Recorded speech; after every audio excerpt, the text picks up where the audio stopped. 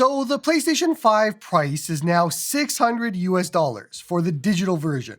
That is the cheapest barrier to entry for a PlayStation 5 right now. Then you can either buy the games digitally or use Sony's PlayStation Extra or Premium subscription to play some games. But there is a lesser known, possibly better option that might be better for a lot of people, and that is the Sony PlayStation Portal. So I checked out the PlayStation Portal back in 2023 when it actually launched, and back at that point, you needed a PlayStation 5 to actually use it. There was no cloud streaming or anything like that, which just recently came to the PlayStation Portal. It is also a big part of today's video, so keep that in mind. But the PlayStation Portal was missing a lot of features back then, and it wasn't that great. And it's gotten some updates since then, so how much better is it now in 2026? For anybody that had a handheld back in 2023, we were all like, well, no, I don't need a PlayStation Portal. I can do all of that on my Windows or Linux or Android device using PXPlay and have the same experience, actually better because it works with anything. And for those that don't know, PXPlay is absolutely awesome. It is $7 on Android. You can stream your PS5 either locally or remotely. It has a ton of options, and it is the best way to play, on Android at least, your PS5 games. But there is one big difference nowadays between PXPlay and the actual PlayStation Portal, and that is the fact that you can stream through the cloud onto the PlayStation Portal, both your digitally owned games as well as the games that are on PlayStation Plus or through their cloud streaming catalog. And so that is my question for today. That was the whole reason for setting up the video. Could you use a PlayStation Portal without a PlayStation 5 at all and have a good experience doing that? Do you need a PlayStation 5? When Grand Theft Auto 6 comes out later this year, do you actually need a PlayStation 5 for it? Or can you just use a PlayStation Portal and stream it all? That was my question coming in. Let's talk pricing here first. The PlayStation Portal was $200, which was when I first thought of this video, and I probably should have did this earlier. But now it is $250. This is still significantly cheaper than the $600 PlayStation 5, which is the barrier to entry.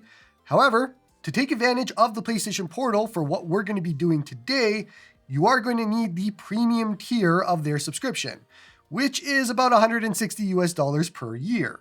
For those of you keeping track at home, that means that it'll take about 2 years, a little over 2 years, to match a PlayStation 5's price with the PlayStation Portal and 2 years of their subscription.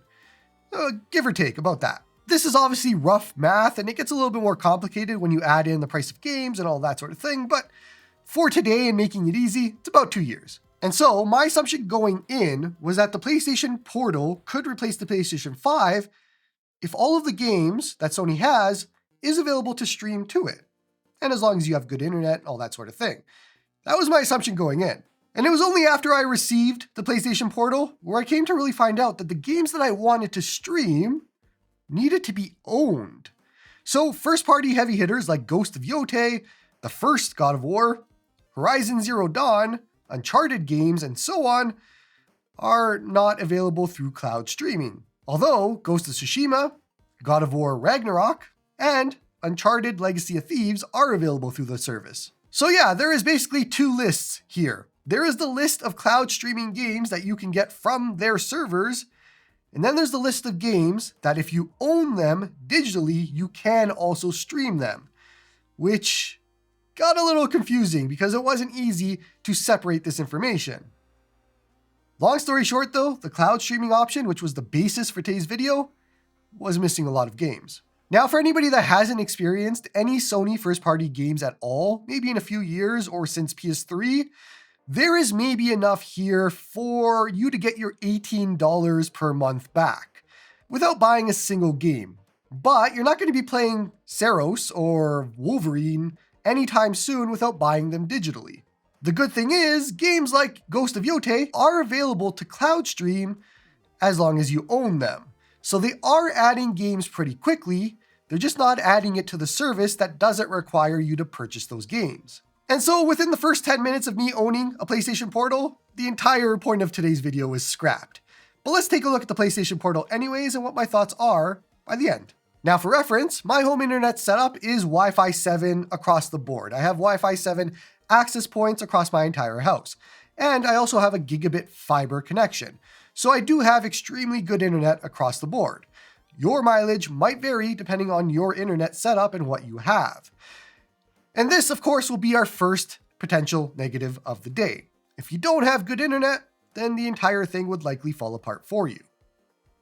Unboxing and setting up the PlayStation Portal is a breeze. It was extremely easy to do, and I had no setup issues at all. It did do quite a few updates, though, in the beginning, and I had a lot of restarts and all that sort of thing. But once that was all done, which took about half hour to an hour, if I remember correctly, I could actually get to the main screen and actually use the device. The first thing that I did was head to the cloud streaming section, and I booted up Harvest Moon: Back to Nature, which is a PlayStation 1 game, because I wanted to see how the classic games were. Plus, it's one of my favorite games of all time. Instantly, I got stuck, as it tells you to push start, but start isn't the actual start button on the device.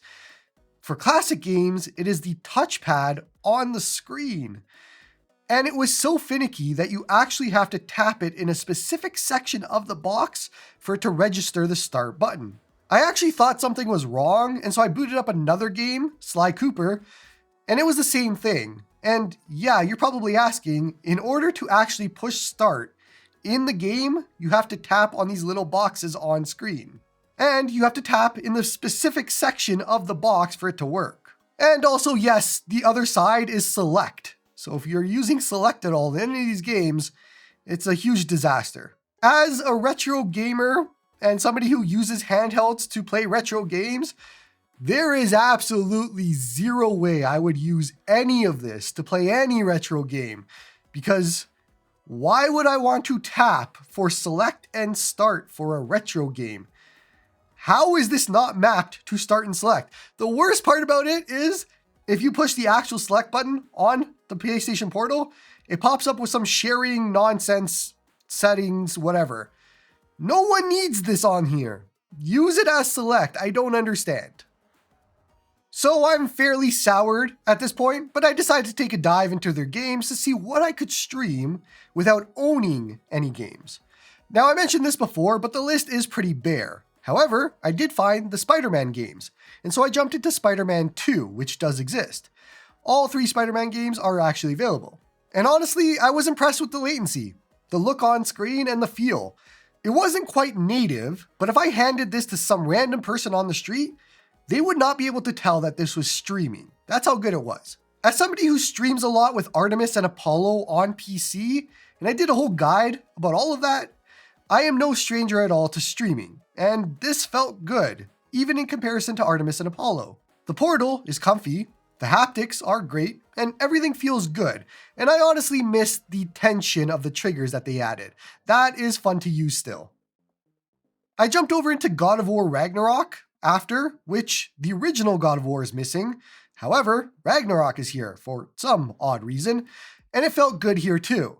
The actual in-game experience of using the PlayStation Portal with streaming and my connection feels great to me, and I could easily, absolutely play any game on here if I wanted to.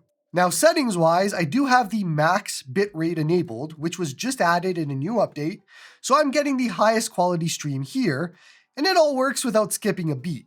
Ghost of Tsushima and Grand Theft Auto 5 are also available, but I didn't have saves for either of these games to check out. At this point though, I doubt my in-game experience would really change depending on the game. It's all the same. So I swapped over to see what games that I own digitally that I could also stream. And it was pretty much most of them. Cyberpunk, Astrobot, Horizon Forbidden West, Final Fantasy VII Rebirth, although Final Fantasy VII Remake was on their cloud streaming service, Final Fantasy Rebirth was not. And so there was a decent number of games that I digitally own here that I could actually stream to the PlayStation Portal without needing a PlayStation 5. The obvious caveat here is that you own them. Now, one thing I wasn't super happy with was the battery life. I was seeing about 5 hours, 6 hours max on a charge, which isn't that bad, it's actually decent, but the main issue is that it has no fast charging. So you're waiting about 2 to 2.5 hours to actually charge this thing back to full. You can, of course, charge while playing if you want to. And so let's wrap things up a little bit here. Can the PlayStation Portal replace the PlayStation 5? The answer is mostly no, but not completely. If the plan is to buy your games digitally, then I think absolutely yes. Ghost of Yotei took about a month to come to cloud streaming after release. So you will also have that negative, where it's not day and date for releases, and not every game is able to be streamed. But it seems like any first-party games, at least with this generation, is able to be streamed. Third-party games like Grand Theft Auto 6 is up in the air whether it will come to streaming or not, and be available. So there are big negatives, of course, if you plan to go down this route. And I think if you are going down this route, you would have the PlayStation Portal, plus their cloud streaming subscription service, and you would also be buying the games digitally. So in comparison to a PlayStation 5, you are saving a few $100s if you were planning on doing the same. Like if you had a PlayStation 5 with their subscription service, and also you're planning on buying digital games. So if you want to have a handheld instead of a console, you absolutely could do it if your internet is good enough. Now, it is an absolutely huge no if you were looking at using their cloud streaming games to replace a PlayStation 5 completely, because that's just not something I would recommend. There are way too many games missing from the service without having to buy them that I don't think the $18 a month would be worth it, or the $160 a year. It might be worth it for maybe 6 months or a year just to get everything out of the way that you haven't played before, but after that, you're probably going to be stuck. It does seem like, at least for now, until Sony unveils their PlayStation handheld, whatever that's going to be in the not so distant future, the PlayStation Portal is more of still an accessory than a replacement to the PlayStation 5.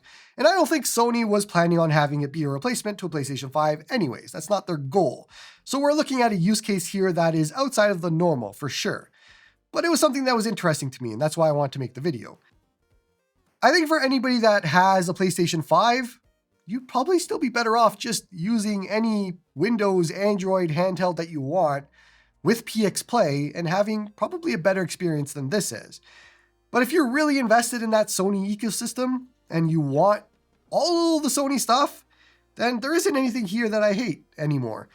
I think back in 2023, it was half-baked. I think by now, it's pretty good. I like the comfort, I like the controls, the screen is decent. There's a lot to like here. So from that perspective, I think there's good, but it wasn't the use case that I was looking at when I created the video. That's going to be it for this one. Let me know in the comments below, what are your thoughts on the PlayStation Portal?